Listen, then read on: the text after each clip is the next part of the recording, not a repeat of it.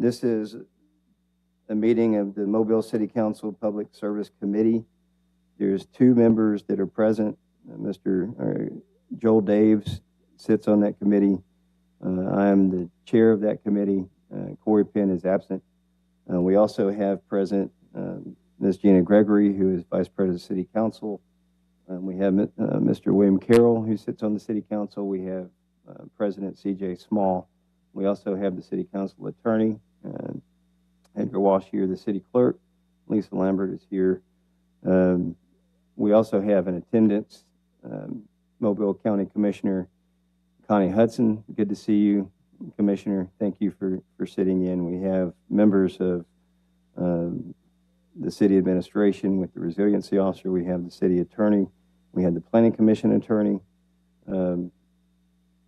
Why don't you come on down here to a mic, because I'm sure there's going to be some questions for you down here, if you will, Doug. I appreciate that.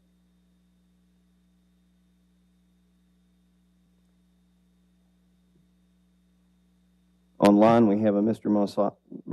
Marsal with the Marijuana Association for the state, and we're working to get somebody from the Cannabis Commission who was supposed to be here in person today, but they're not here. So we're working to try and establish the link.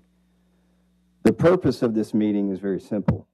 There's an ordinance that came before the City Council last week for us to adopt a resolution to make it legal to open marijuana dispensaries within the city limits of Mobile. Before we did that, I think it was extremely important that we get all the facts out and put out on the table of what that means, what's the requirements, what does that look like, how is it going to be regulated, how is it going to be enforced, what are some of the impacts and issues. I mean, everybody's been very quick to talk about the revenue side of this, but we haven't heard anything at all as far as what are the real impacts this causes to a city. And we've got cities that have been doing this for some period of time, and there's statistical data that is out there that we should bring in as evidence of some of the things that we will see, not might see, we will see is part of bringing in medical marijuana. There's a lot of questions that I had personally with regards to this that I was hoping that the Cannabis Commission will answer, because they are the entity that's been established by the governor to enact this and lay this out and roll this out. There's some questions with regards to timelines that I think should be answered. Is that Director Batiste? Hey, sir, glad you're here. Can you tell you what? I'm sure there's going to be some questions as well. If you want to come down here and grab a seat at the table with the mic, that'd be great as well. Appreciate you being here.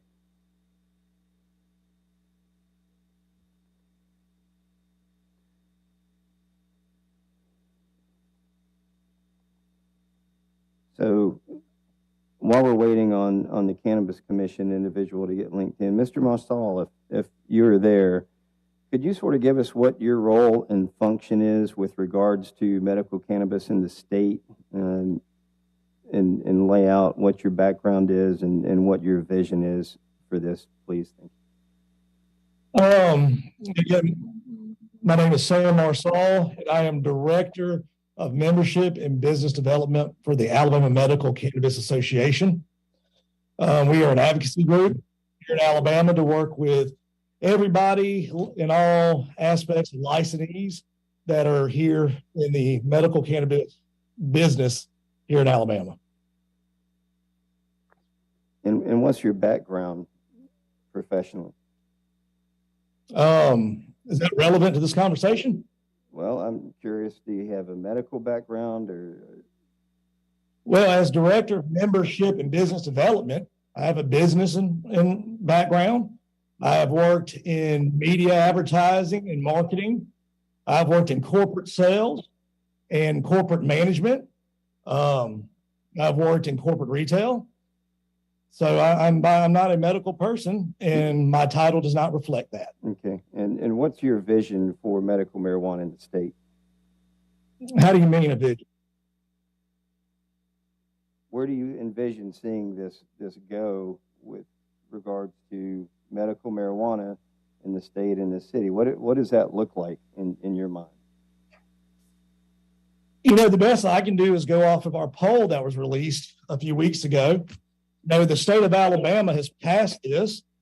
And on top of that, we have actually, our poll shows that 79% of Alabamians are for medical cannabis, 9% against. And the most interesting part of our poll is that 54% of Republicans in the state of Alabama would not vote for an incumbent or somebody running for office that is against the current law or would like to change it.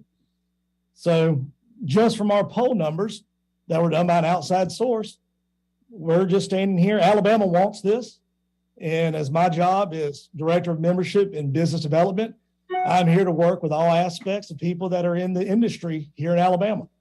The poll you mentioned, how many people were polled in that? I believe it was 800. 800 throughout the state. And what was the significant relevance on the poll variance? Well, how do you mean? There's a percentage of error built into every poll. Plus or minus 4% is normally a valid poll. So what was that percentage of error within the poll that was built in? I could look that up for you and have it to you momentarily if you got a moment. Sure. So yeah, let me go grab my paperwork. Give me just a second.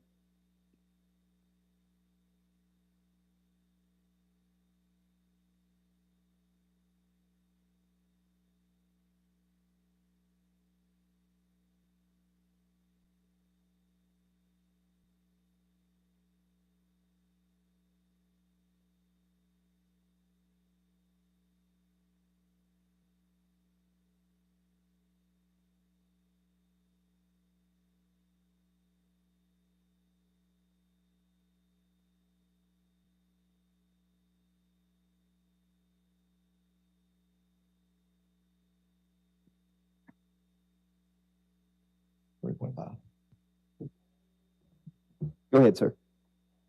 Hey, are you there, Councilman? I am. Yes. I can tell you, this survey was done between 800 likely general election voters. The poll was done between October 13th and 16th at a 3.5%. Okay.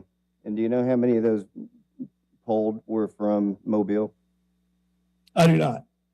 This was a statewide poll, as this is a statewide bill and law that have been passed. Okay. Is there any other councilmen that have questions for Mr. Marcel? Good afternoon, Mr. Marcel. My name is Joel Daves. I'm a city councilman here in Mobile, and I have a few questions for you, if you don't mind, sir. Yes, sir. Your audio's a little off, so I'll do my best to hear you. Let me get a little bit closer. Is that better? Yes, sir. I think you got to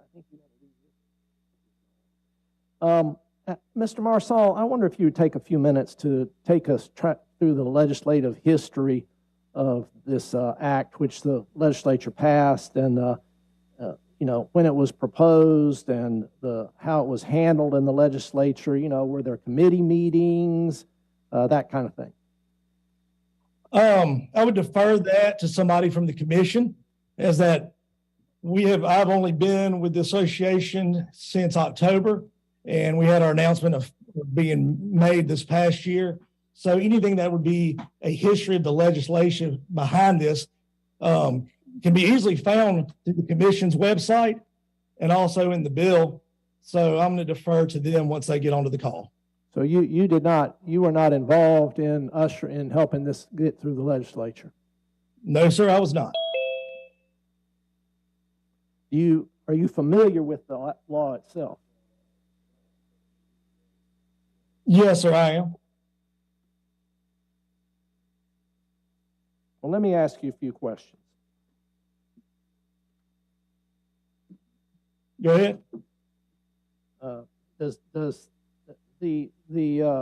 Assuming these dispensaries are established, are there certain qualifying medical conditions that an individual must meet before they can be dispensed the medical marijuana?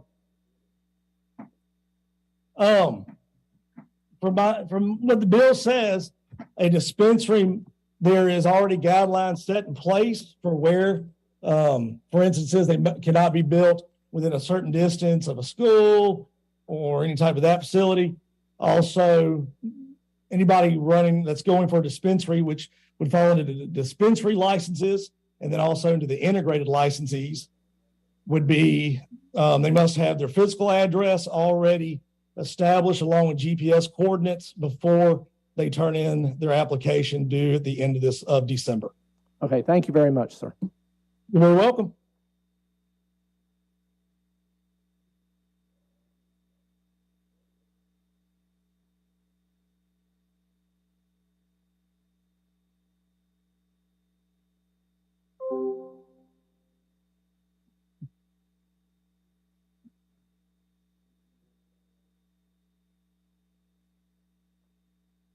And if anybody has nothing further for me, I'll go ahead and just sit back and listen.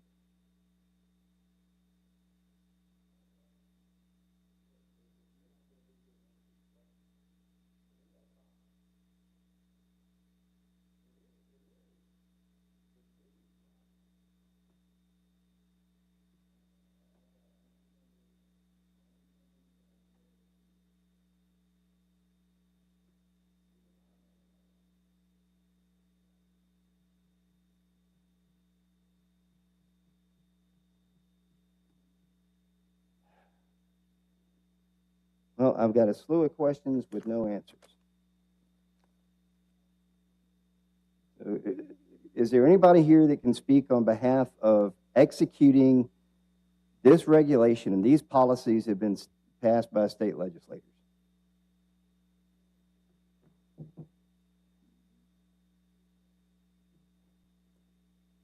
Because here's where I sit, folks. Here's some of the questions that need to be answered. Who's going to oversee this? Who's going to regulate this? They're not even here today and said they have no role or mission in what this city does. That's what he just told me. It's not his concern. So if it's not his concern today, then whose concern is it? What's the role in enforcement and regulations? Director Batiste, here's why I asked that question. How many CBD stores do we have in Mobile? Approximately. I don't expect an exact number.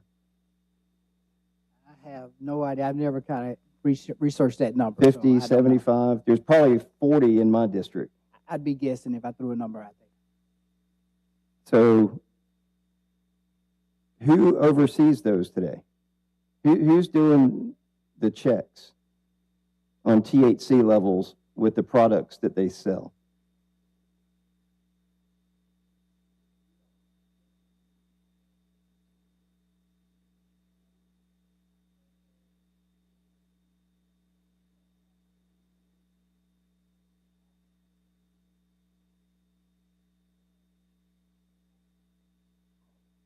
I've asked 3 state entities that question and cannot get an answer.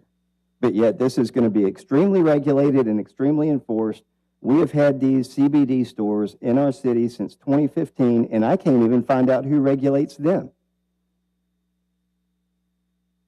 And if you look at the statistical data that's there of those that have had checks in this nation, when they've checked them, 20% of the levels have a level under what is stated in the product. 60% have one significantly over. So 80% of the products that come out of those CBD stores are not accurate per what they say they're selling. But yet, this is going to be highly regulated, highly enforced, and we can't even get anybody from the state down here to give us answers.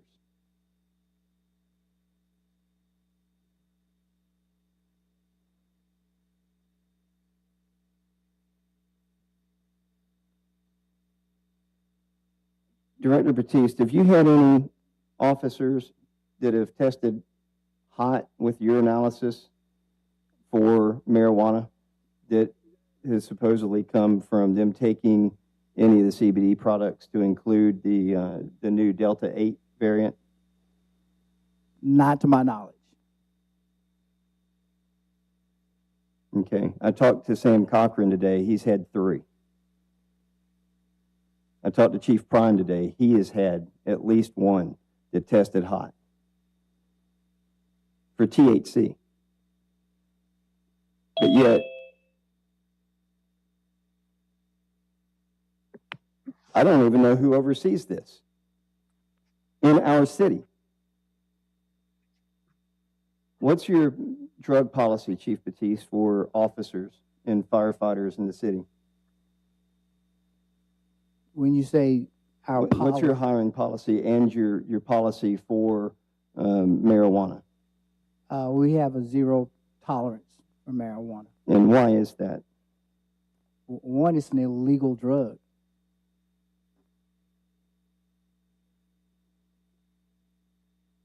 What's another reason? The other reason is places the city at liability should someone be under the influence while they are at work, and particularly if they're using an illegal narcotic. And carrying a weapon. The weapon part is irrelevant. I mean, he's working. Well, I think it's very relevant that we don't want to have officers that may be under the influence of a mind-altering drug that has the ability to use force.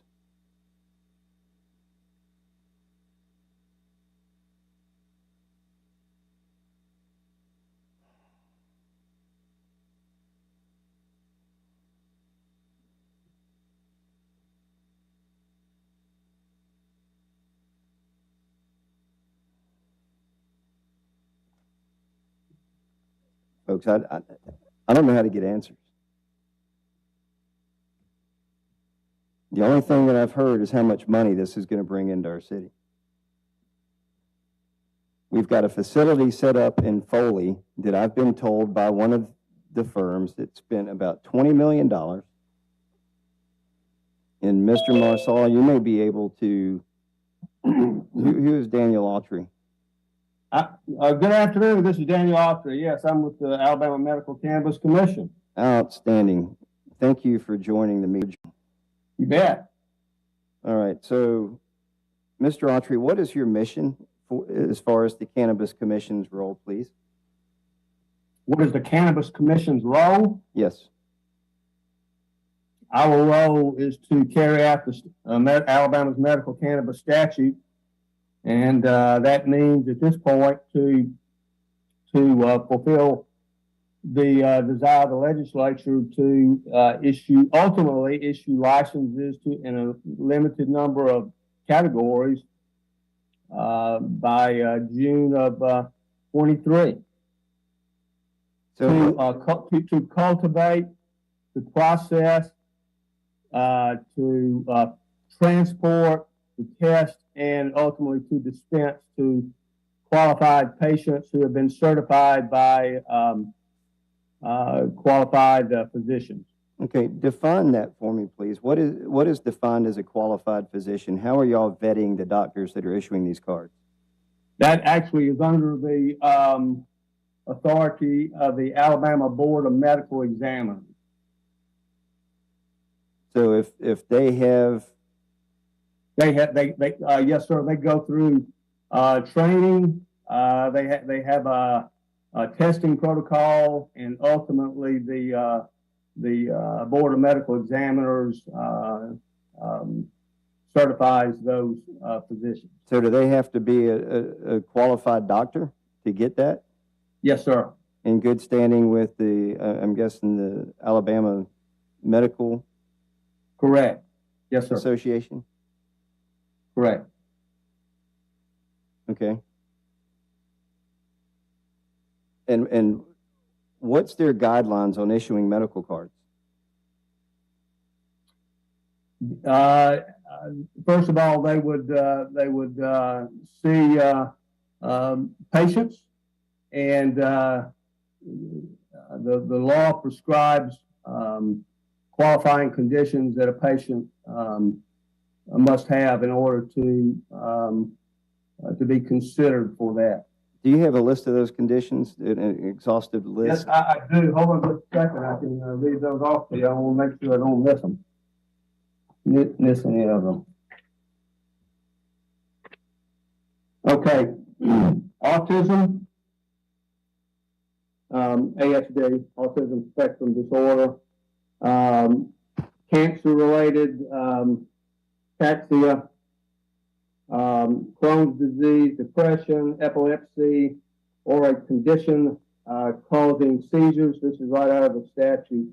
HIV, AIDS-related nausea or weight loss, panic disorder, Parkinson's disease, persistent nausea, PTSD, sickle cell anemia, spasticity associated with a motor neuron disease, spasticity associated with multiple sclerosis or spinal cord injury, terminal illness, Tourette's syndrome, and finally a condition causing chronic or intractable pain in which conventional therapeutic intervention and opiate therapy is contradicted or has proven ineffective.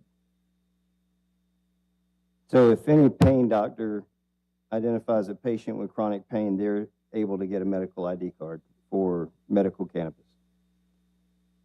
I'm sorry, say it again. So if any doctor who prescribes pain meds to a patient, they have the ability to get a medical ID card. I don't think that's not necessarily. I don't know that any doctor. I think typically a doctor is going to. Hold on just a second. I want to make sure I don't state that wrongly.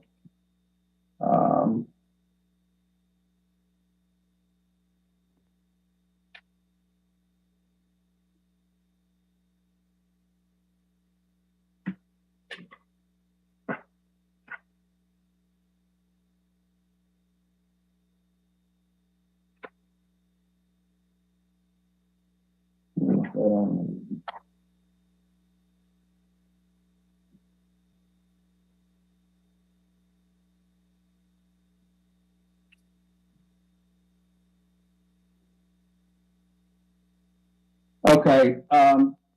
Yeah. So in order to certify a patient, a registered certifying physician was diagnosed a patient with at least one of those conditions that I mentioned.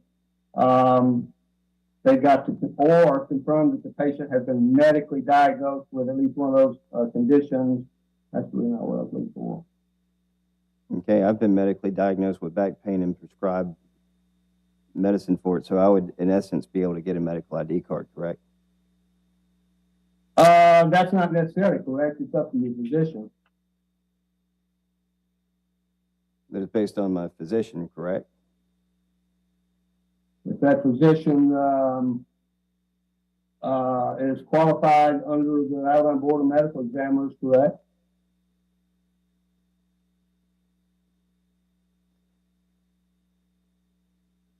So who's going to enforce this? Who, if there's a complaint that's levied that somebody's getting medical ID cards from a doctor that seems to be out of line, who's going to check that? The Alabama Medical Cannabis Commission, in conjunction with other law enforcement agencies that in the state of Alabama, including ALEA, who the commission will have a memorandum of understanding with. So which department of ALEA is going to do that? The local police, or is that state? That's state, but probably including other law enforcement officials as needed. Let me transition to timelines. We have a lot of pressure to pass this ordinance by the end of December. And that's coming from this commission's impetus to have these applications submitted by December the 31st. And part of that application is that the applicant has got to have a city or a county that's already gotten and received approval to operate within that city via ordinance. So what's driving that timeline?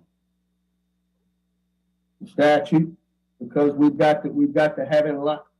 we had to begin accepting application. We had to begin the application process on the 1st of September. But didn't y'all come up with that statute? That's your internal timeline, correct? No, sir, we didn't come up with the statute. The Alabama legislature did, sir. So who came up with the December 31st? The legislators, the state legislators? The commission came up with that, yes, sir. So the commission came up with that. The commission came up with the deadline that applicants have that period of time to return the application. That's correct. So, and again, back to my initial question, why is that timeline so important to the commission? Because it's going to take from December or from January 1 until mid-June to be able to get everything done so that we can award licenses. Define everything, because I'm confused. What are you confused about? What is it that has got to be done? Because if the ordinance is passed and there's somebody already ready to be dispensed. What is your name? My name is Councilman Scott Jones. You can refer to me as Councilman Jones. All right, Mr. Jones. It's good to talk to you. The applications will be submitted by the deadline of December 30th. At that point, there will be some 60 days that the law, the statute, Councilman Jones, has to determine whether or not whether there are deficiencies in those applications. And if there are deficiencies by law, we've got to get those back to the applicant. The applicants have the opportunity to correct those deficiencies. This will come back to the commission in mid-April, where the commission will deem the applications submitted. When those at the date upon which those applications are deemed submitted, the commission has 60 days to tell those applicants whether or not they have a license or they don't have a license. Okay, what about the other 60 days? What other 60 days is that? Well, you said it's going to take till June. You've given me February. No, sir. So they're going to have 60 days beginning January or December 31st. 60 days on the deficiency. That's February. What happens between February and June when you said it's going to take to get this thing up and running? Yeah, 60 days to correct the deficiencies after we determine that there are deficiencies. So my question to you is this. You said it's going to take to June to get things going. That's correct, absolutely. June the 12th. So you've given me to the end of February. What happens between February and June with this process? They'll have January and February. The commission will, to correct deficiencies. I got that. You made that very clear. And there are opportunities for applicants to amend their application. So what else outside of the application has to happen for these dispensaries to go into practice in June? That's my question. I got the fact that they got to submit an application, but you said it was going to take till June to get them established. Why? That's right. They will have to be evaluated, sir. Pardon? These applications have to be evaluated. Yeah, you told us that takes 60 days. Well, So, I hope we can get it done in that time. So from what you're telling me, the only thing that has to happen for a dispensary to open is for you to approve the application. True or false? The commission will award a license based on an evaluation process on June the 12th. And that's all, the only thing that the applicant must do in order to open a dispensary. They've got to fill out an application. I got that, I said that, and Well, I don't know why we keep going over that. So the only thing, listen to me, because it's a very simple Oh, I'm question, listening to you, sir. I'm listening to you. is the only thing that has to happen for the applicant to fill out that application and be approved. And they have Correct. 60 days for that to happen. No, sir.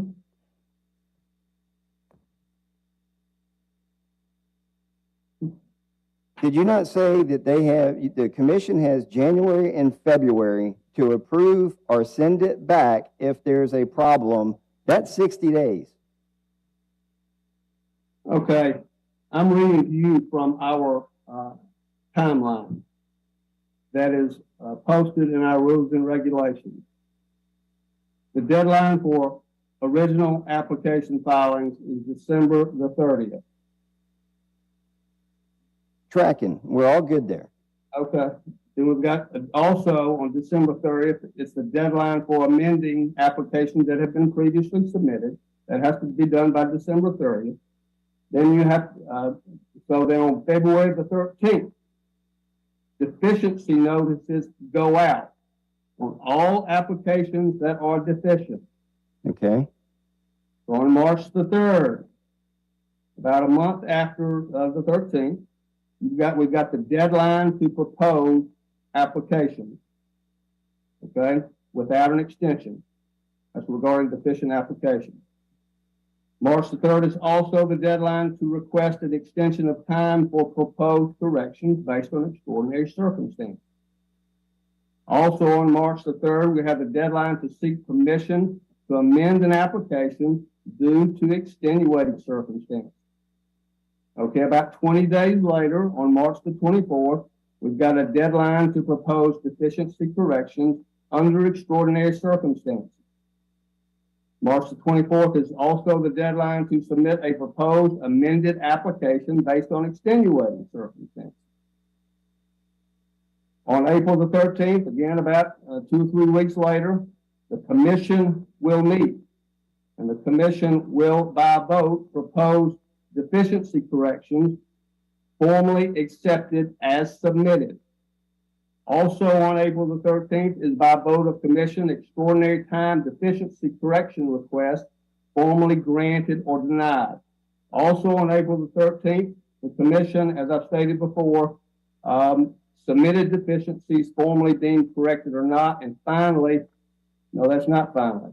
Also on this, April the 13th, by vote of the commission, the petition to amend application due to extenuating circumstances shall be either granted or denied, and proposed amendment will either be accepted or not accepted. Also on that same date, by vote of the commission, all properly filed and corrected applications accepted as final and deemed submitted as of this day. Also on that day, the 60 days begins to run to determine whether or not a license may be issued. So that is on April the 13th. On April the 14th, the day after, public notice as to all applicants, 30-day public comment period begins. On April the 25th, if necessary, a public hearing date will be announced. May the 11th. Mr. Autry, let me ask, what is that public hearing for?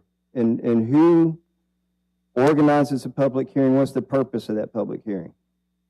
The purpose is for the public to comment on all the applications that have been submitted, and that's in the statute. And where is that going to be held? That's undetermined. And I'm assuming the commission is the one holding But those the commission, hearings? sir, Yes. but at this point, all of the commission meetings have been in Montgomery. Yes, sir. Okay, and the commission's holding the public hearing. And Maybe. It's not required, as necessary. who makes that decision? The law, statute. Somebody's got to call the public hearing. So what body? Is it the state legislator or is it the commission that No, calls the the public commission, the hearing? commission. The commission has the authority to do that. Yes, sir. So what would perpetuate you to call a public hearing? That's undetermined. So we don't know what would drive that public hearing. We don't know. For one thing, I don't have a vote. We've got a 14-member commission. Well, normally if we have a We've got a public hearing, 14-member commission who will be making that determination. normally if we have a public hearing in this city, there's a reason to call it, and you know that ahead of time. Because Right, we there's don't know already that a until ahead statute of laid time. out to why you would have that public hearing, and Well, the public notice will go out. please let me finish. Absolutely.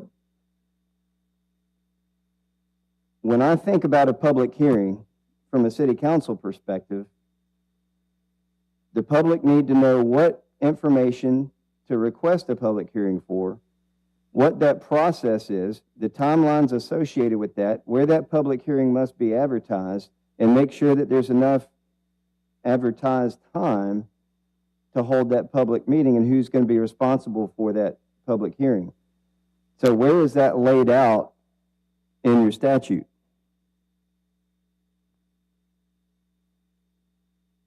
I'm not sure I follow you.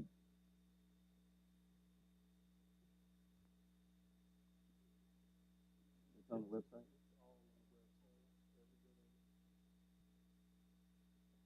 That's all I had to say.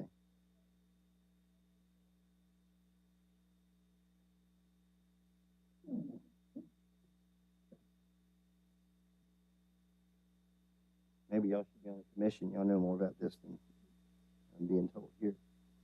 Maybe you should be. Maybe that's what you all do. You all change jobs and try to be on here. I Maybe. didn't say me. I don't want you. I did. I said you. I don't want it. Okay, Good. so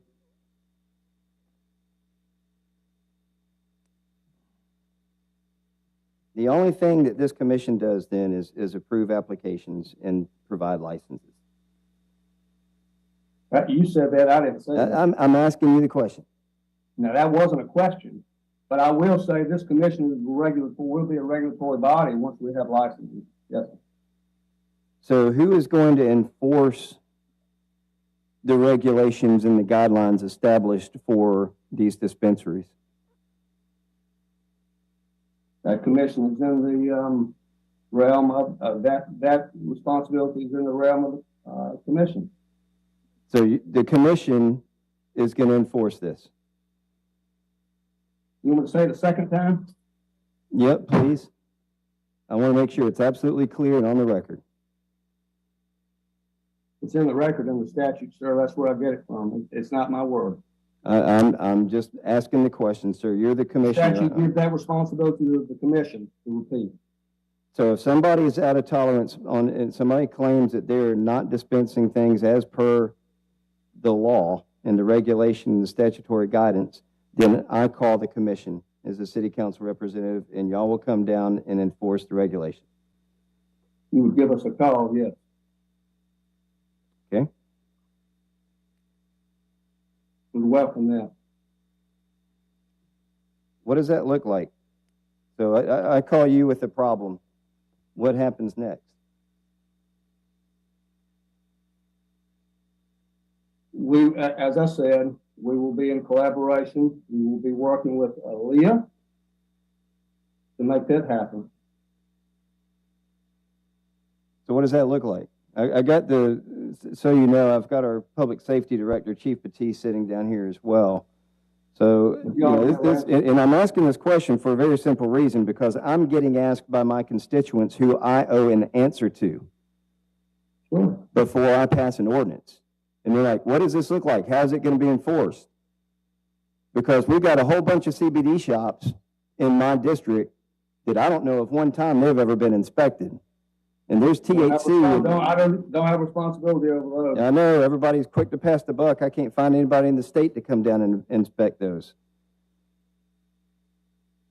So I'm asking what this looks like when I've got somebody violating the law with You got regards to somebody these violating the law now? dispensaries.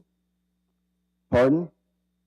You said you have somebody violating the law now? I said when that happens, because I have yet to find one city in this nation where people are not breaking the law and the rules with regards to this, whether it be medical marijuana or recreational use, and it's driving problems. So I'm asking how those problems are going to get rectified in our city. We will be working with law enforcement agencies to do it. I can't tell you today what that's going to look like. Well, I need to know what that looks like. Don't you think that's important for me to go back to the people of the city and say how it's going to be enforced? What do you want me to say? I want you to give Yeah, me we'll an send the answer. SWAT team down there to shut them down. Pardon? You heard me? I didn't hear what you said. I said, we'll send the team down there to shut them down. Is that what you want me to say?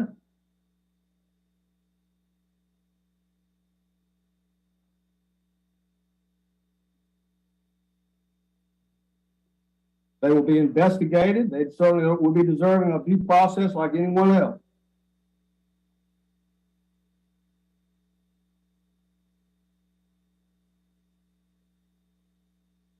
Does anybody have any other questions?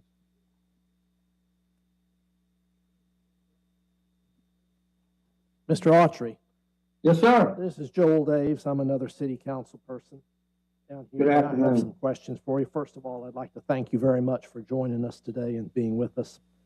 You bet.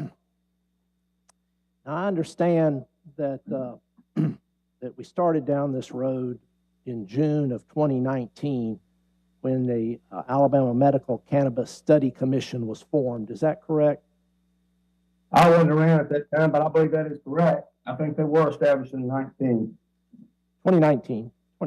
Yes. That's what this presentation that I've got in front of me says. And then in May 6th of 21, the legislature was passed by the Senate and created the Medical Cannabis Commission.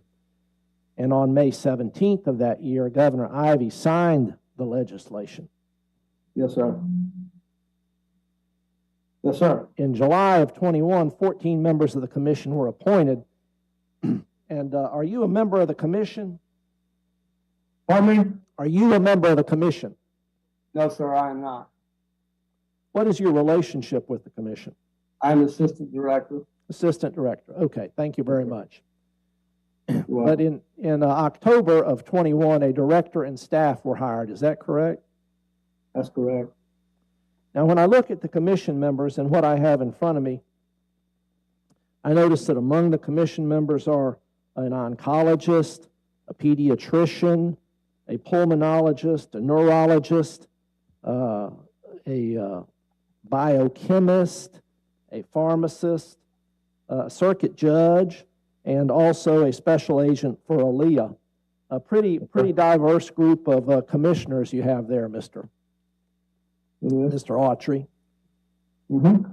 Now, earlier today, in questions you got from Councilman Jones, you iterated the certain qualifying medical conditions that have been set out in the legislation, and my understanding is that that these medical conditions, in order to get the card, you have to have one of these medical conditions. It has to be identified by a licensed physician, a physician that is active, licensed within the state of Alabama, and has completed a 4-hour course on medical cannabis and passed an exam, and must meet additional qualifications established by the State Board of Medical Examiners. Is that correct? Yes, sir.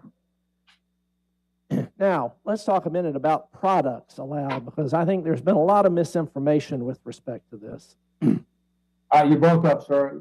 I said, let's talk for a minute, excuse me, about products allowed. Okay. So there's been a lot of misinformation about this, but the information I have is that the products that are allowed are oral tablets, capsules, tinctures, non-sugar-coated gelatinous cube, a gelatinous rectangular cuboid or lozenge, a gel, oil, cream, or topical preparation, a suppository, transdermal patch, nebulizer, liquid or oil for administration using an inhaler. Products not allowed are raw plant material, products that could be smoked or vaped, and food products such as cookies or candies. Is that correct? Yes, sir, that's from the law.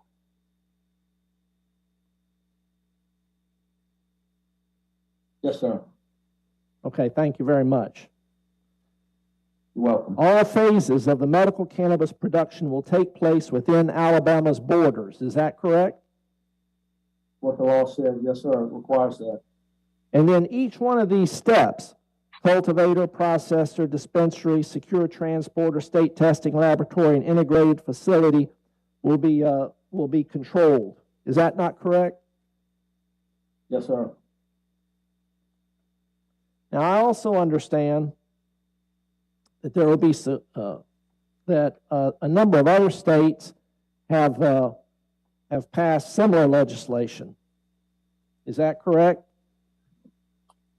There, I would say that's correct. There's certainly similarities. Yeah, not the exact same regulation, but Sure. but regulation permitting such dispensaries. And I think that the legislation, I don't think that anyone would claim that the Alabama legislature is a hotbed of progressive thought. And that our governor, Kay Ivey, bless her heart, is also not world renowned for progressive thought.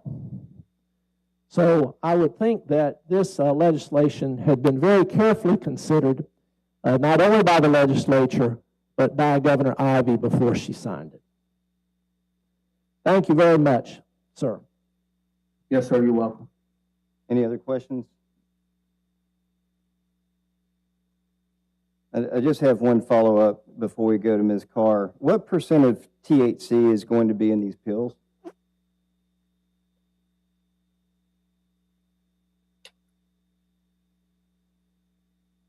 Mr. Autry? I hear you. Hold on just a second. I want to make sure I don't misquote this. Okay, I'm just curious, what percentage of THC is going to be in these products?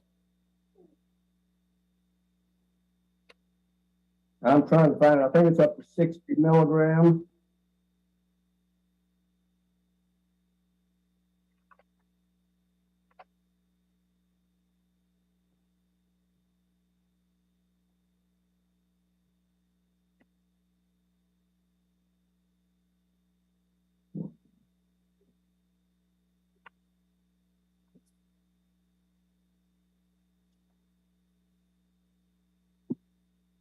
Maximum daily dosage, this is in the statute, may not exceed 50 milligrams of Delta-9, and it can be increased in a couple of instances.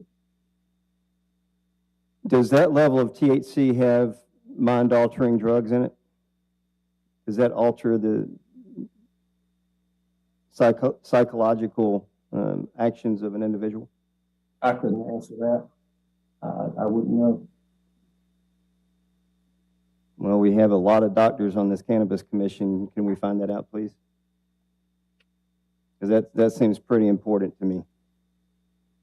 If we're going to be putting out a class 1 drug that I believe I've been told, and I'll pass this to Ms. Carr here in a minute, I think it's important to know what the impacts are. And with that, I'll lead in. Ms. Carr is here today, and I'll let her give you her resume and her background. Sure. I think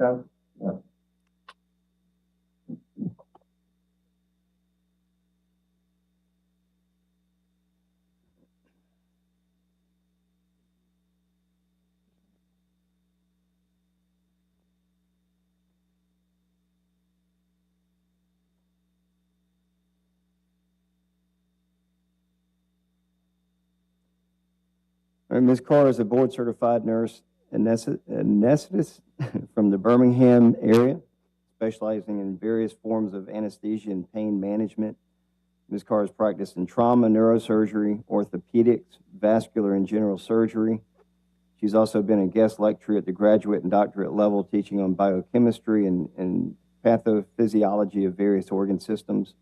Since '96, She's also volunteered her time teaching nutrition education parents, contributing articles to parent magazines, becoming a regular nutrition, health, and faith commentator on a major Christian radio station in Birmingham. While in anesthesia residency, she studied the central cholinergic system as it pertains to obstructive sleep apnea and post-anesthesia recovery. Her extensive background in anesthesia, pain management, medical care of patients, coupled with lifelong passion for healthy children, led her into educating others about the harms of marijuana and deceitful practices of the cannabis industry. Ms. Carr, I'll yield the floor to you at this point. Thank you for inviting me today. It's a pleasure to be with you. Drove all the way down from Birmingham this morning. It was a lovely day, a good drive. I must applaud the Mobile City Council for setting a better example by allowing for public comment, debate, expert opinion, and the time needed to make such a weighty decision. Compassion is best aided by wisdom, where facts are analyzed and a multitude of truthful voices are heard. Fortunately, time is on your side. You do not have to cave to the high-pressure sales tactics of investors. Their deadline is not your deadline. Municipalities can opt in for dispensaries at any time. The current licensee application deadline of December 30th is not a permanent exclusion for municipalities. It is not binding by statute and will most likely be changed by the Commission. The statute gives them the right to do so. By law, dispensary expansion can be reconsidered as early as next year, and you need that time. Wisdom dictates a slower process. The current law and Commission and Medical Board rules are still so full of dangerous loopholes. Allowing the marijuana industry into Mobile at this time would prove disastrous for our most vulnerable people. For their sake, wait. Do not opt in this year and insist that Montgomery fix these problems. On May 17, 2021, Kay Ivey did not sign into law a medical cannabis program. She legalized pot in Alabama. What the marijuana millionaires want to bring to Mobile are not wellness centers or pharmacies. They are pot shops. This is state-sanctioned marijuana with medical restrictions. It is not true medicine, much less what one dispensary representative claimed, life-saving medicine. However, there is such a thing as true medical cannabis. There really is. There are 4 FDA-approved cannabis-based drugs in existence today. A doctor can prescribe them, a pharmacy can dispense them, insurance will cover them, and doctors can utilize them off-label. They manage rare seizure disorders, treatment-resistant seizure disorders, nausea and appetite suppression from cancer and AIDS, and are being researched for off-label uses for certain types of neuropathic pain and muscle spasticity. This proposed ordinance does not provide pharmaceutical-grade cannabis derivatives to patients. It's literally impossible to do so. It is whole plant marijuana with its hundreds of chemicals that will interact with dozens of medications and complicate pre-existing conditions. And I might add that though from the request from the medical community, the Alabama Board of Medicine did not accept our recommendations to make rules outlining drug interactions and interactions with pre-existing conditions. There are true dangers, and we can get into the details on that too, what drugs and conditions are dangerous for taking this. But right now, there are no safeguards for that. Let me get back on track here. None of us can claim we didn't know, especially in light of the reams of data and case studies that show the harms other states have experienced. It doesn't matter if it's labeled medical or recreational, whether or not it's smoked or a gummy or a suppository, or whether they tell you it's pure. THC is THC, and the only things that matter are potency, frequency of use, and age of exposure. This is where the danger begins. Currently, under our law and rules, dispensaries in Mobile will undoubtedly hurt our babies, children, and young adults. In fact, it will harm generations to come. Before we discuss the problematic law and rules in more detail, I do want to share a little bit of science up front. You see, the same myths get repeated until people believe they are true. The science can often prove otherwise. In light of the myriad of claims that make marijuana sound like a wonder drug, I often think the 90s called and they want their cannabis policies back, please. Ever since the law was debated, passed, and signed, more science has exposed the dangers of cannabis exposure while downplaying its effectiveness.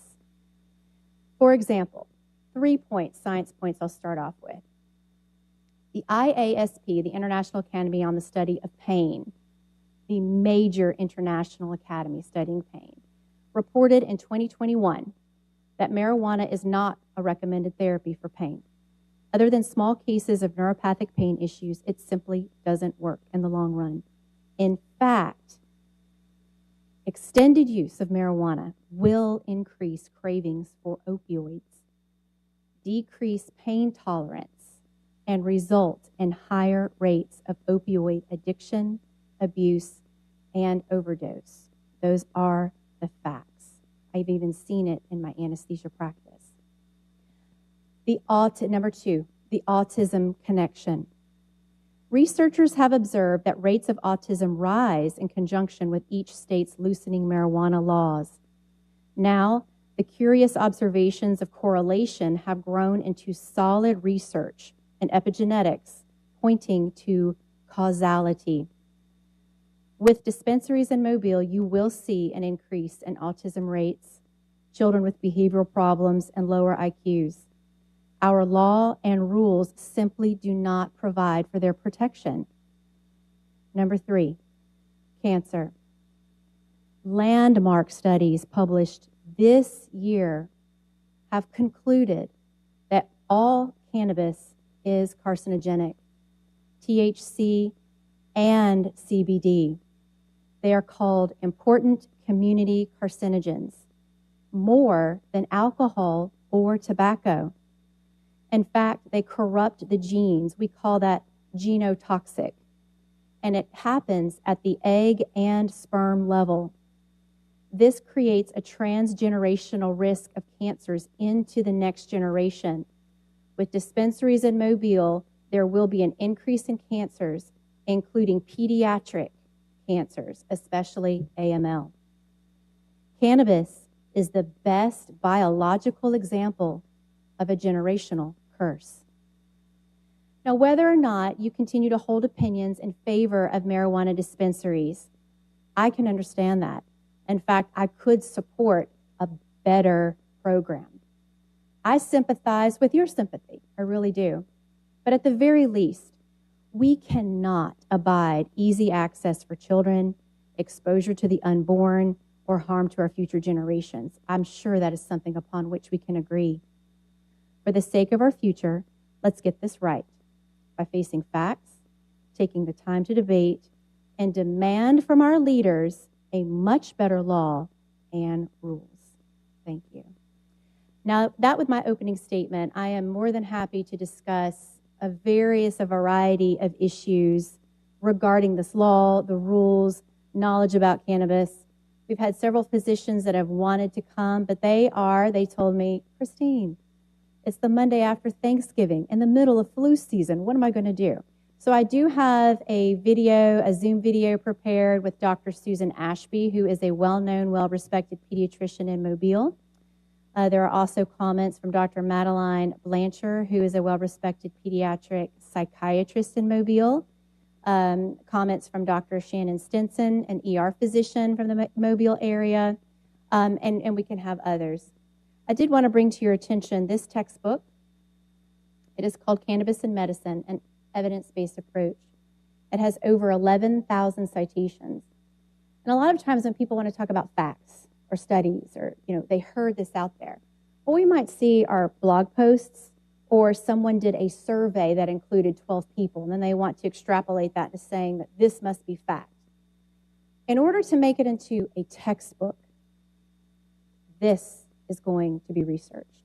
With over 11,000 peer-reviewed studies, this was edited by a Dr. Kenneth Finn. He is on the board of the International Association on the Science and Impact of Cannabis. He is internationally known and requested to speak. He also happens to be the president of the American Society for Pain. He's double board certified in both anesthesia and pain management. He practices in Colorado. So he has a lot to say on that. He could not be here today, but I do have quotes that I can share with you from him. Essentially, that marijuana is going to be requested for pain treatment mostly. That's what they see in other states, but it is not a solution for pain management. It will not help the opioid crisis. In fact, it will worsen it. Ever since Colorado took on marijuana, starting with the medical program, going to recreational, opioid deaths have risen and skyrocketed. Law enforcement will often tell you that dispensaries act as fronts for illicit drug trafficking. That's what they see everywhere.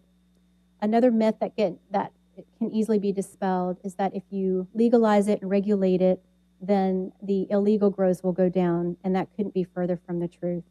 What we're seeing in states is that illegal grows rise, and law enforcement can't keep up. I can talk to you about the conditions list and why most of those conditions marijuana would not help. In fact, it might worsen. I can also talk to you about alternative treatments that are much better than using marijuana. I can talk to you about more the impacts on babies, children, mental health, opioids, and cost-benefit analysis. In every state that does a cost-benefit analysis, the costs outweigh the revenue every time. In fact, in 2018, the most recent study came out from Colorado Christian University at the Centennial Institute, and they analyzed societal costs compared to the tax revenue that certain areas in Colorado would receive. And they found that for every dollar that came in tax revenue, there was a cost of $4.50. Now, that doesn't sound like the most wise investment. Most of the time, what you do see as far as cost to society are hospital costs. Dr. Stinson, our ER physician here, wanted to talk to you about the rising ER visits that we see over the country. A study that was done in Colorado during their own medical-only phase, they analyzed one hospital in one city over a 6-year period and found that due to cannabis, marijuana-related ER visits, they lost $20 million. And if you extrapolate that to the state, it was close to $500 million of losses. So hospitals take a hit everywhere we go. We see increased ER visits because children do get their hands on this. They have psychotic episodes, cannabis hyperemesis syndrome. And I don't know if you have ever dealt with a psychotic person. It is not fun. It is not fun at all. It costs the society. Other major costs are the motor vehicle deaths that happen. Unfortunately, in the state of Alabama, we do not do a good job of keeping track of data, analyzing data, and utilizing any data to help us make better decisions. So we know it's common knowledge that marijuana and driving do not mix. Unfortunately, in our law, there are no driving restrictions until after you get up to 75 milligrams of THC a day. And notably, there are no potency caps in our law. None. Potency is one of the number one concerns, and you are allowed to have up to 70 daily doses of marijuana on your person with no potency cap. And most of these people will still be allowed to drive. I have had patients come into the trauma OR based on marijuana-related accidents alone. And I'll tell you, last year, I had a situation of a woman that came in crying and had lost the will to live, and before she was put to sleep, said, "I don't know what I'm going to do. I just killed my baby," which she did. her 2-year-old daughter died, and it was just from her poor reaction time while driving under the influence of marijuana. We will see increased motor vehicle deaths, but the state of Alabama does not measure substance abuse in relation to motor vehicle deaths, gun violence, homicide, suicide, or most any other incident. And I think we should.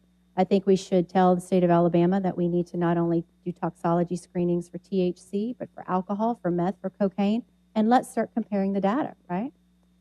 Another thing that Alabama does very poorly is watching out for kids. In the state, everywhere, every state, if a child dies from abuse or neglect, it is federally mandated that that has to be reported. But only a few states look at the involvement of substance abuse. Alabama is not one of them.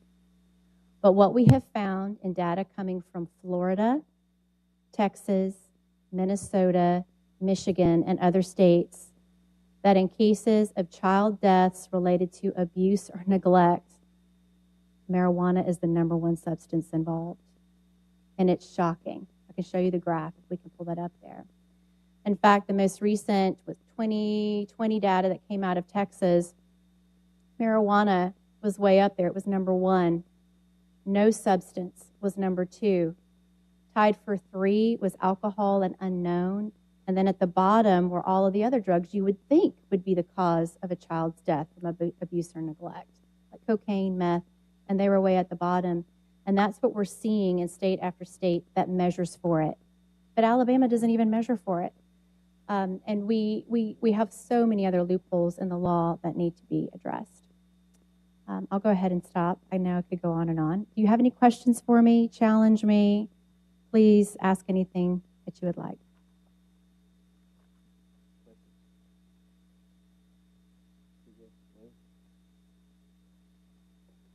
Would you like to know any of the loopholes that are in the law that make this so dangerous for our community? Well, I was going to ask you that because you did mention it. So can you just give us 1 or 2 specific ones? Sure.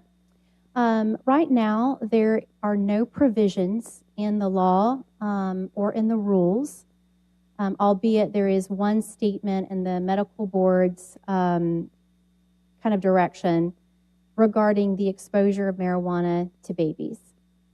It will be very, very easy for a woman that is pregnant to purchase out of the dispensaries. And the harms that are done to the unborn are innumerable. I talked to you about the link to autism.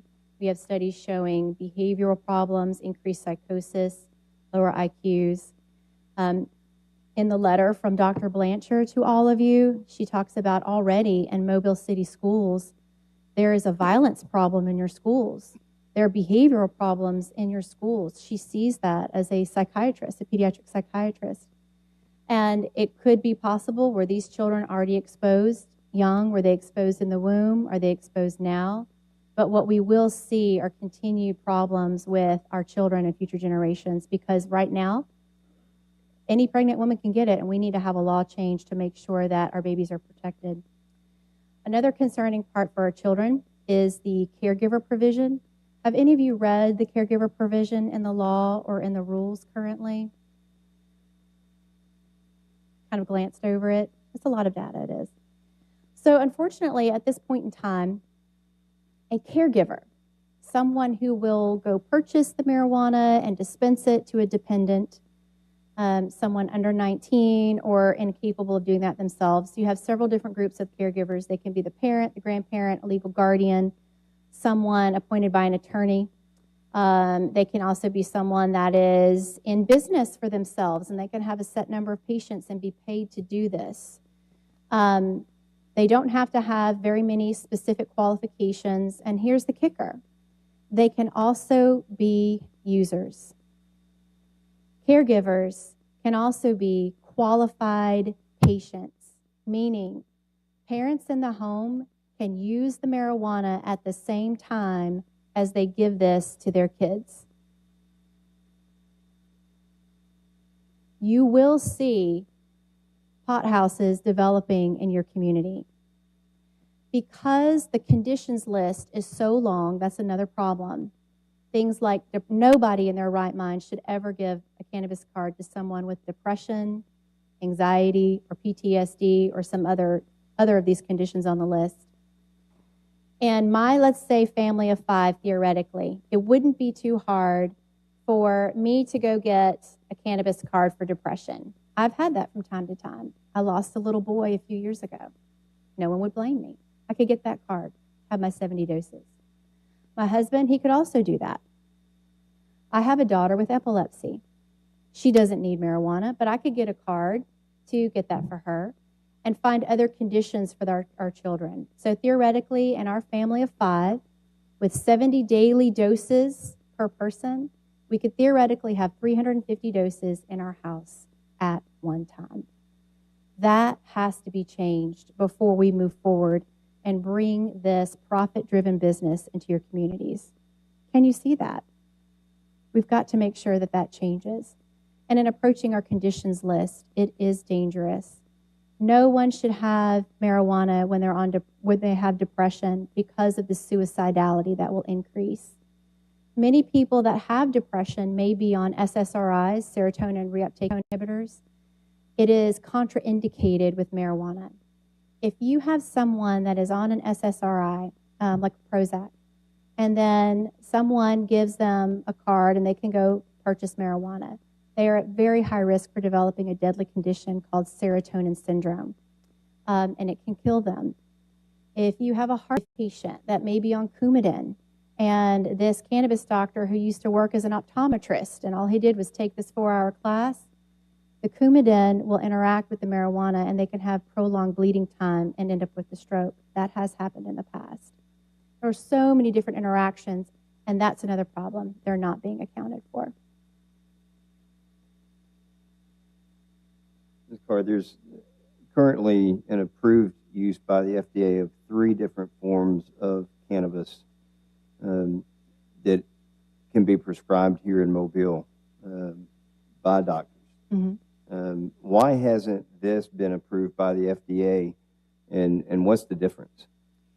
So in order to make sure a medicine can even enter an FDA study for safety and for efficacy, we've heard those terms thrown around a lot in the past 2 years, haven't we? Safety and efficacy. There is truly a process for that.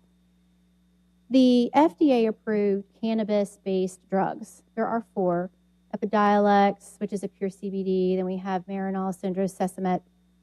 They take 1 or 2 of those active components of either the hemp plant or the marijuana plant that achieve what you're trying to do, either increase appetite, decrease nausea, help with seizures, help with neuropathic pain, spasticity. Here's the problem with marijuana. It is rich with hundreds of different chemicals that interact with each other and will interact with medicines, interact with human organ systems. And there's literally no way to study it on a scientific level for safety and efficacy because there's hundreds of variables. So that's why you only can take, for a true medicine, 1 or 2 components, because then you can test and control for variables in that testing. There's arguments. Some people will come to you and say, oh, well, the whole plant is so good, because they all work synergistically together, right? I'm sure you've heard that. There can be some truth to that. That's why there's different variants, and doctors like to try these FDA medicines off-label where you have some part CBD, some part THC, because the THC is extremely psychoactive, and that's a problem we see with psychoses, the mass violence and gun shootings we've been seeing. A lot of those are related to marijuana psychoses.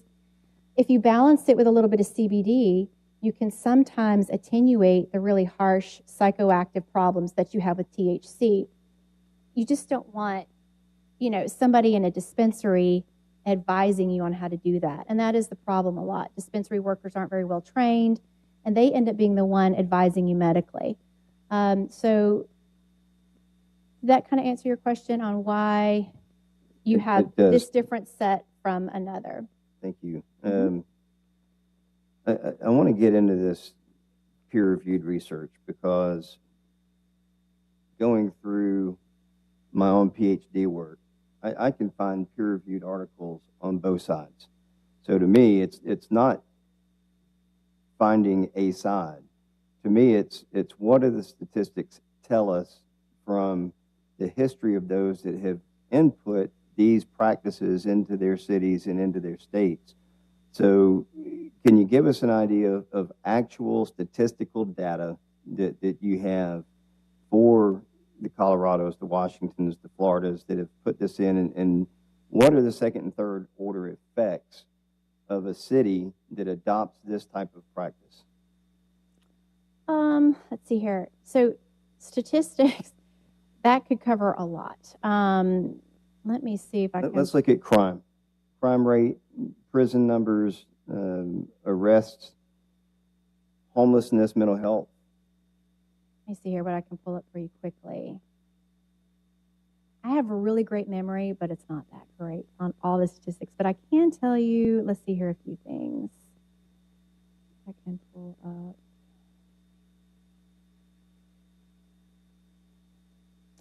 I'll just go ahead and just list a little. I have a little bit of statistics here. It might be more on the medical side. I did tell you about the financial loss, the study that was done, the $20 million loss over a 5-year period at a Colorado hospital, which can be extrapolated to many other hospitals. Let's see here. In the 2018 Centennial Institute of Colorado Christian University study, societal costs, $4.50 for every dollar generated. Their crime costs were $121 million. Healthcare costs were $470 million. Traffic costs, $107 million. Housing costs, almost $2 million.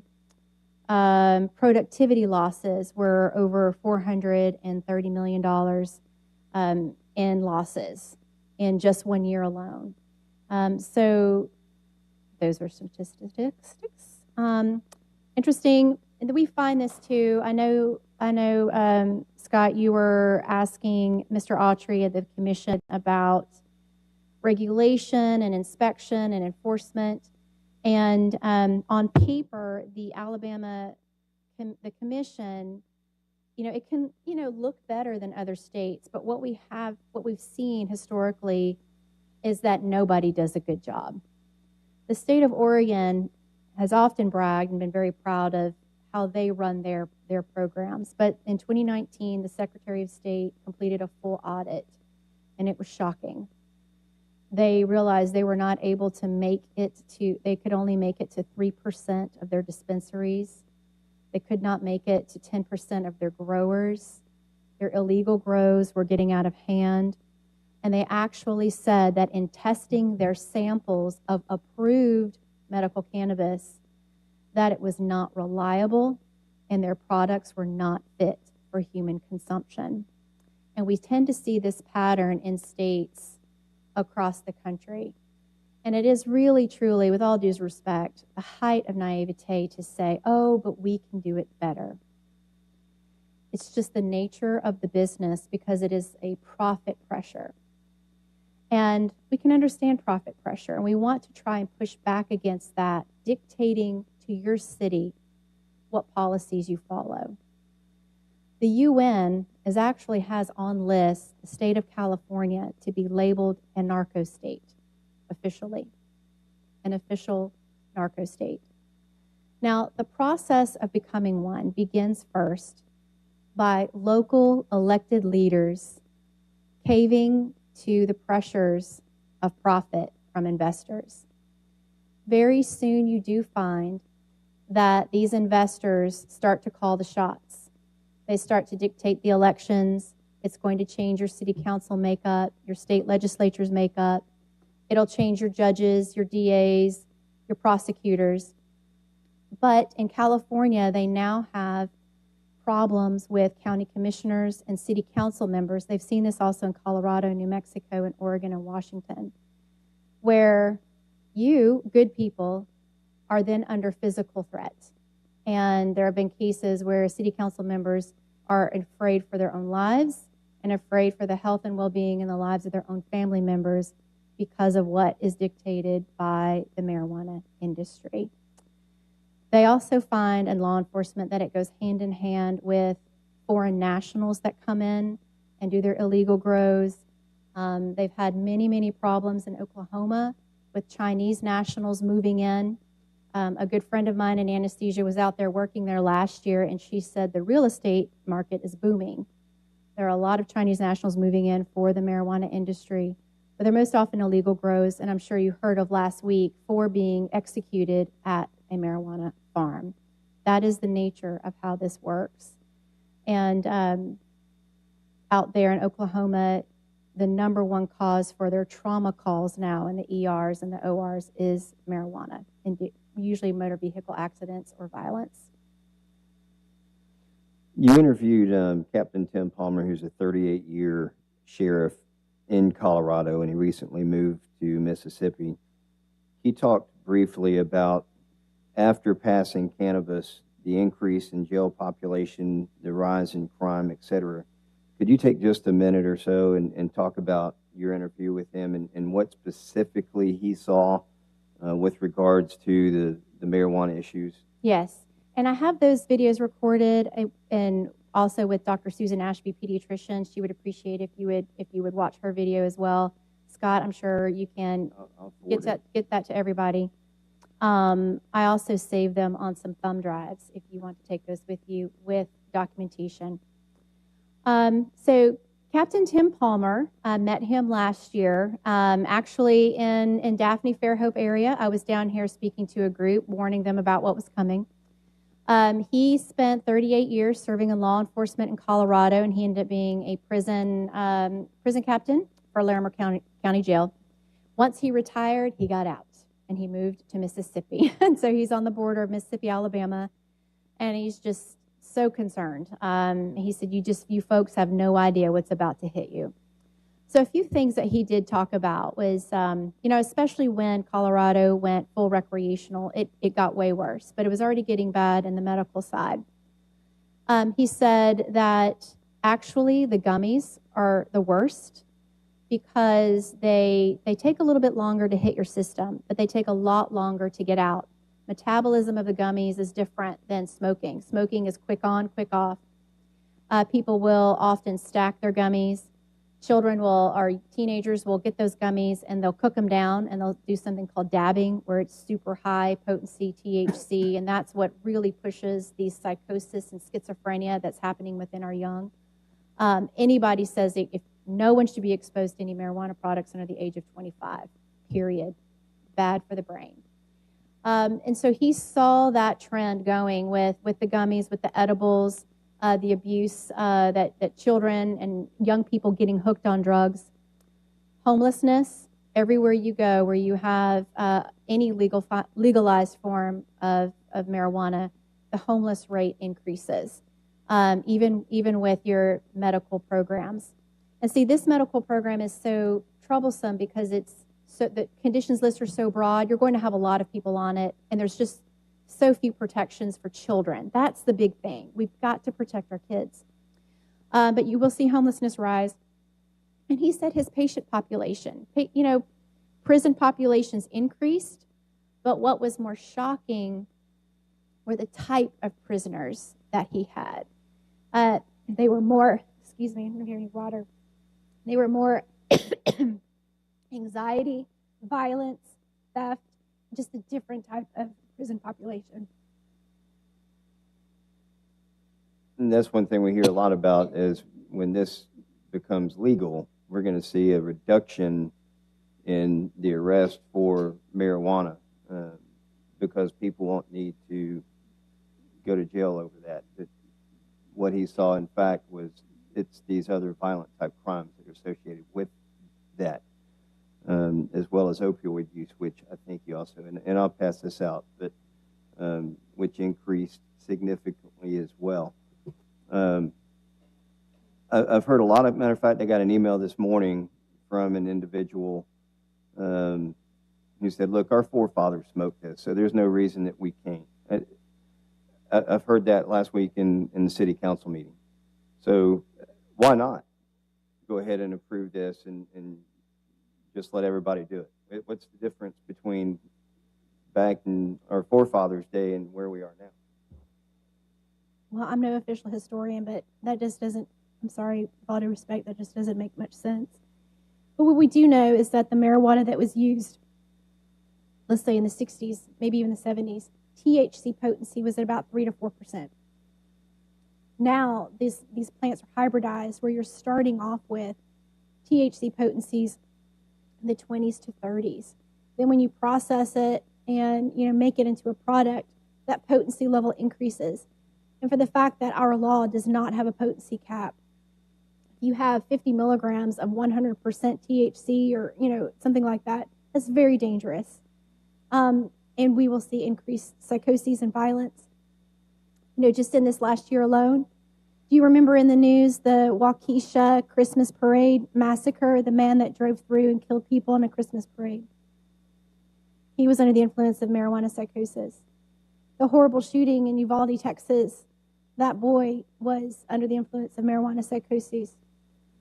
The terrible shooting July 4th in Chicago, heavy marijuana user. And we've heard of some other recent gun violence shootings, and my mind always goes to, I wonder what they're on. Unfortunately, we will increase the risk of seeing that in our area, in our state as well. And so, in order to do this right, to do right by people, and to actually be accurate in the science, approving dispensaries in Mobile, you do not have the science on your side at all. You also do not have the best interests of our most vulnerable people at heart as well. I know you might intend to, but the facts just speak for themselves that as the way the law currently stands and the way the rules have been made by the commission, they aren't well thought out enough. They're not going to be well enforced enough to actually say, hey, Alabama did it right. It will be alive. So what I think is the most important job that you have as you stand at this fork in the road, even if you support full-on, marijuana or some form of medical, is to at least say, we aren't going to be dictated to by rich people wanting to make a bunch of money pushing this business. If this business is legitimate and we can keep it safe for our children, we can be scientifically valid, and we can do right by our city, do right by our people, then by all means. But that's your duty. Your duty is not to an investor, a salesman, a farmer, a timberland owner. They're not your priority. The babies in this city, the children, the young people, the communities, people coming in here to work in your ERs and hopefully not get hurt in the process. Those people are your priority. So you take this role seriously. And if you have to say, I support this idea, I'm sympathetic to it, but we're going to wait. We're going to make you, marijuana investor, do better. We're going to tell you, Montgomery, get it right this time. And then we come back next year. Look and see how people are actually running it. It is very concerning that the commission cannot yet say, this is how we will clearly enforce it. This is how we will clearly inspect things. Because it is nebulous. It's not really clearly stated in their rules. Here's another thing that is concerning. There's no system set up for adverse events reporting. So if someone has a bad experience with it, it's just on the ER. There's no adverse events reporting or documentation. That needs to be improved. There's a lot that can be improved. And I work with people on a bipartisan level. This has nothing to do with progressive or conservative. This has to do with smart, and this has to do with doing right by people.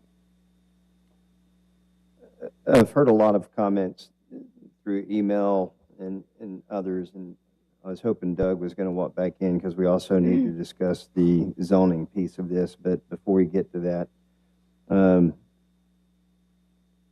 I hear a lot about marijuana never killed anybody. What would you say to that?